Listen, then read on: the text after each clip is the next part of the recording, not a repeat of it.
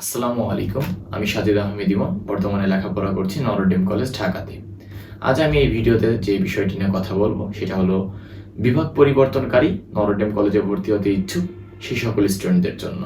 তো যারা বিভাগ পরিবর্তনকারী স্টুডেন্ট, তো তোমরা যারা বিজ্ঞান বিভাগে আছো এবং ব্যবসায় শিক্ষা বিভাগে যেতে চাও, তো তাদের জন্য বিজ্ঞান বিভাগে এসএসসির জিপিএ থাকা লাগবে 4.50, এবং যারা বিজ্ঞান বিভাগে থেকে মানবিক বিভাগে যেতে চাচ্ছ তাদের এসএসসিতে বিজ্ঞান বিভাগে থাকা লাগবে 3.50, এবং যারা ব্যবসায়িক শিক্ষা বিভাগ থেকে মানবিক বিভাগে যেতে চাচ্ছ তাদের জন্য মানবিক বিভাগে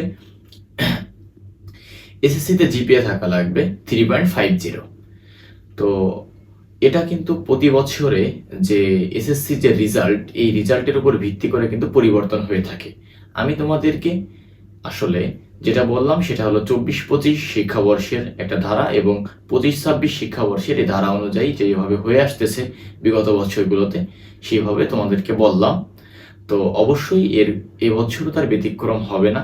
যদি হয়ে থাকে তাহলে তোমরা পরীক্ষার 15 দিন পূর্বে অবশ্যই সেটা কলেজ থেকে প্রকাশিত নোটিশ থেকে জানতে পারবা, এবং এটা জানতে তোমরা অবশ্যই আমার পেজটি ফলো করে রাখবা, কারণ এই সকল তথ্য প্রতিনিয়ত তোমাদের সামনে দেওয়া হবে। তো আজ এই পর্যন্তই। আসসালামু আলাইকুম, ধন্যবাদ। অবশ্যই আমার পেজটি ফলো করে যাবেন।